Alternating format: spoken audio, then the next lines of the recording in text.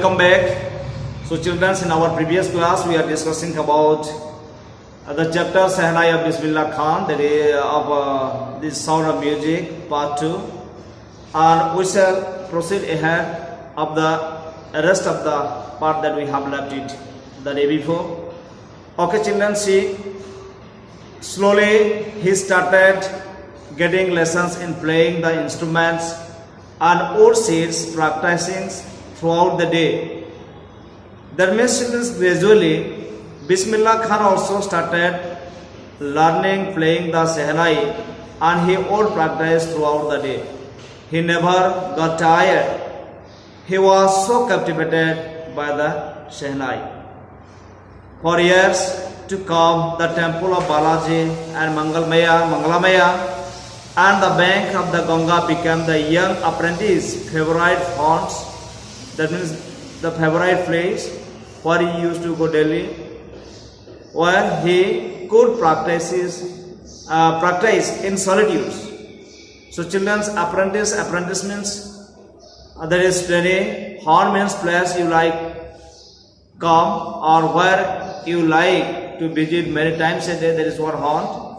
And solitude means being alone or single. So children, for many years Ustad Misbhillah Khan remained in Banaras. He would visit the temple of Balaji, temple of Mangalamaya, and would remain on the bank of the river Ganga, where he would practice playing the Shehnai all by himself. The flowing waters of Ganga inspired him to improvise and invent ragas that were earlier considered to be beyond the range of the Shehnai.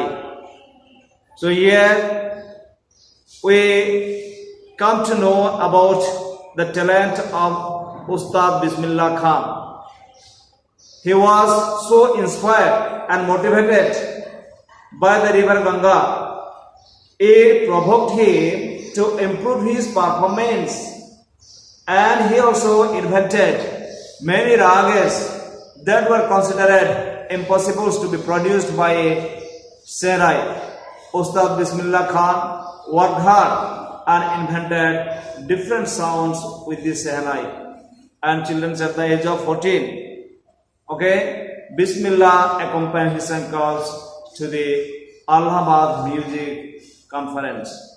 So when Misbhillah Khan was 14 years of age, so he accompanied his maternal uncle Ali Box to the Allahabad music conference.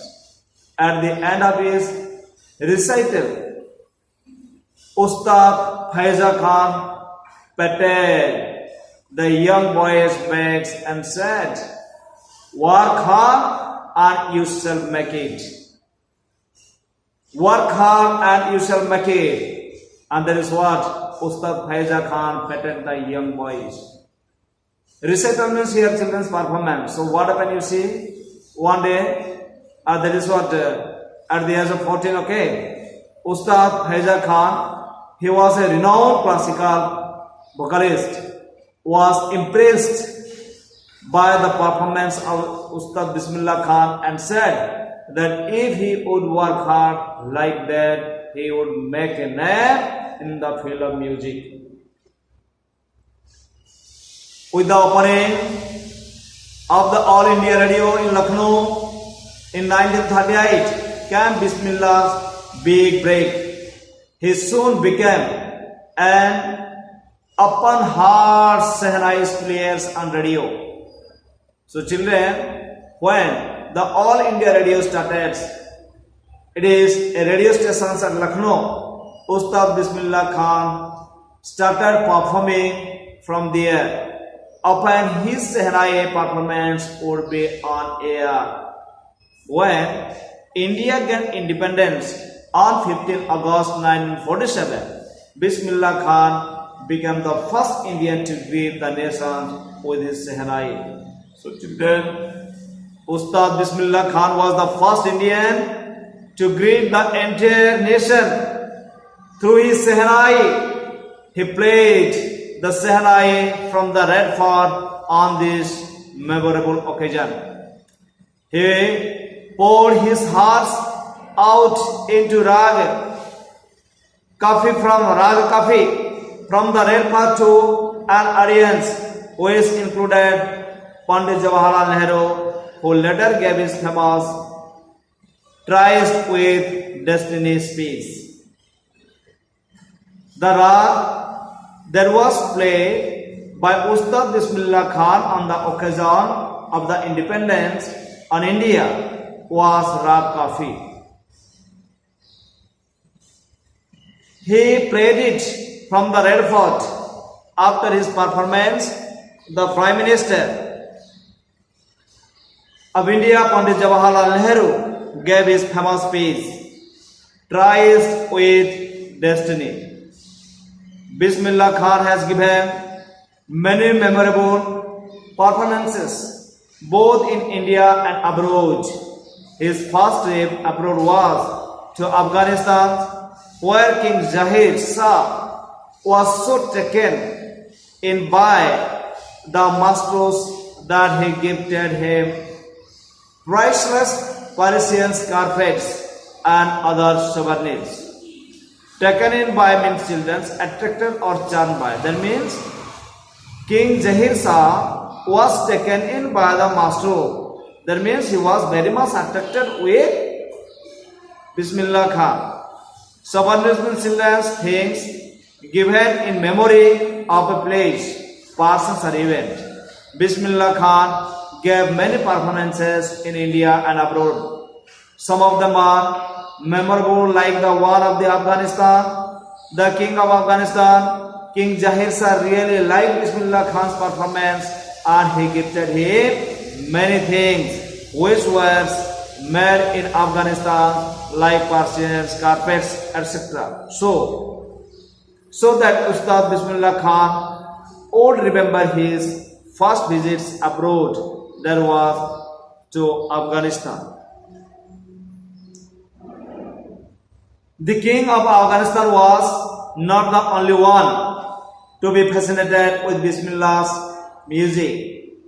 Film director Vijay Bhatt was so impressed after hearing Bismillah play at festival that he named a film after the instrument called Gunj Uthi Shehnai. There were many other people also who were attracted to the Shehnai's music. Gunj Uthi Shehnai was a name of a Hindi movie. It was made by Vijay Bhatt. He was a film director and he really liked the sounds of the Shehnai played by Bismillah Khan very much, and that is why he named his movie as Gunj Uthi Shehnai. So children, the film was a hit and one of Bismillah Khan's compositions, Dil Ka Khilona Hai Toot Gaya, Dil Ka Khilona Hai Toot Gaya, turned out to be a nationwide chartbusters. Chartbuster means children's record breaker. There was a song in movie Gunj Uthi Shehnai named Dil Ka Khilona Hai Toot Gaya. It was composed by Ustad Bismillah Khan and became a chartbusters. That means it broke all record. It broke all record. Despite this huge success in celluloid world, Bismillah Khan's ventures in film music were limited to two: Vijay Bhatt's Gunj Uthi Shehnai and Vikram Srinivas Kannada venture Sanadhi Apna. Sanadhi Apna, that is what? By Vikram Srinivas. Celluloid means children's old-fashioned way of referring to films, and venture means project that often involves risks, something which has a lot of rigs. Okay, and see, although this song was a chartbuster, Misbhillah Khan got a lot of success in this film, but he composed music for only 2 films.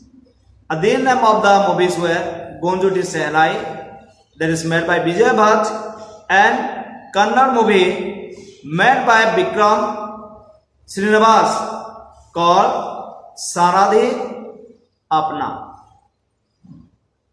I just can't come to terms with the artificiality and glamour of the film world.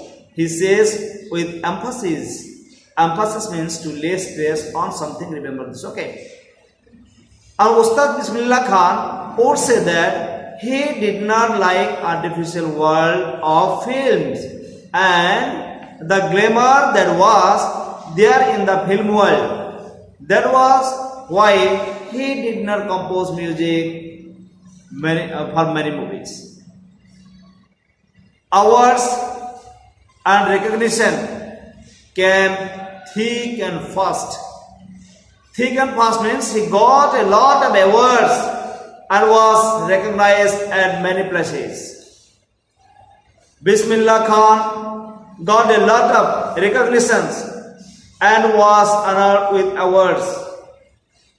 Misbhillah Khan became the first Indian to be invited to perform at the prestigious Lincoln Center Hall in the United States of America. He also took part in the world expositions in Montreal, in the Cannes Art Festivals, and in the Osaka Trade Fair. So children, Misbhillah Khan ji performed all over the world. He performed in United States of America at the Lincoln Center Hall. He performed in Montreal, Australia in the World Expositions. He performed at the Center Art Festival, and he also performed in Japan at Osaka Trade Fair. So well known did he become internationally that an auditorium in Tehran was named after him, Taha Masikyu Ustad Misbhillah Khan. Tehran is located in Iran, and Misbhillah Khan was so famous all over the world that in Tehran an auditorium has been named after him. Okay? National awards like the Padma Shri, the Padma Bhushan, and the Padma Vibhushans were conferred on him. Conferred, that means given. Usually an award or a degree. So children, what happened? You see, Misbhillah Khan has been awarded with these national awards. Okay? And see here, in 2001, Ustad Misbhillah Khan was awarded India's highest civilian awards, the Bharat Ratna, with the coveted award resting on his chest, on his eyes glinting. With real happiness, he said, all I would like to say is, teach your children music. This is Hindustan's richest tradition. Even the West is now coming to learn our music. So children, here one word we learn, that is what? Coveted. C-O-V-E-T-E-D. That means much desired. So when Ustad Misbhillah Khan received India's highest civilian award, Bharat Ratna, in the year 2001, his eyes were shining. He was very happy because his hard work had been recognized and he gave an important message to the country. He told all the Indians to teach music to their children because music is the richest traditions of India. he said that even the Western countries wanted to learn India's music. In spite of having traveled all over the world, Khan Sahib, as he is fondly called, is exceedingly fond of Banaras and Dumrao, and they remain for him the most wonderful towns of the world. Although Ustad Misbhillah Khan ji had traveled all over the world, he was given so much respect and recognition. He remained rooted Banaras, where he learned music, and Dumrao, where he was born, and Brata, where the two most wonderful towns of the world for him. He was so down to earth that although he had traveled all over the world, still he was attached to his birthplace. A student of his once wanted him to head a Shehnai schools in the USA, United States of America, and the student promised to recreate the atmosphere of Banaras by replicating the temples there. But Khan Sahib asked him if he would be able to transport river Ganga as well. Replicating means here children's making a copy of something. So there was a student of Ustad Misbhillah Khan, and he wanted that Ustad Misbhillah Khan should set up a Shehnai school in USA. He promised that he would recreate the temple of Banaras in America for Ustad ji, as he would miss it. Now Ustad Misbhillah Khan was attached to river Ganga also. So he asked his students that would he transport the river Ganga also to America. So he wanted to say that he could not leave India. He was attached not only to the temples of Banaras but also the holy river Ganga. Later, he is remembered to have said, that is why whenever I am in a foreign country, I keep yearning to see Hindustan. While in Mumbai, I think of only Banaras and the Holy Ganga. And while in Banaras, I miss the unique Matha of Dumrao. Yearning means children, that is longing or having a desire for something.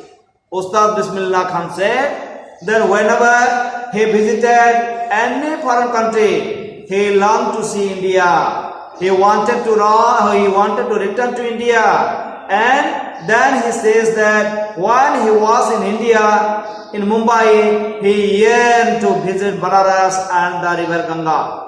And when he was in Banaras, he missed his birthplace Dumrao and the Matha, where he sang Chaita and was rewarded with the Ladu of, that is what, 1.25 kg weight by the Maharaja, local Maharaja.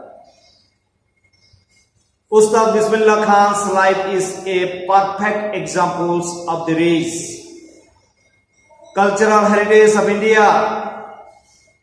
One that effortlessly accepts that a devout Muslims like him can very naturally play the Shehnai every morning at the Kashi Vishwanath temple. Devout means yes, believing strongly in a religion and obeying its laws and following its practices. That is what the devout. So here the writer says that Ustad Misbhillah Khan was perfect example of the rich cultural heritage of India.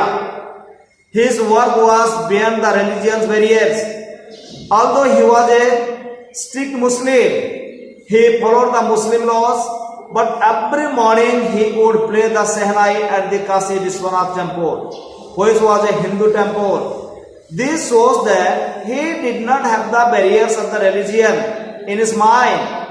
He was a true Indian. He considered music to be India's richest cultural heritage.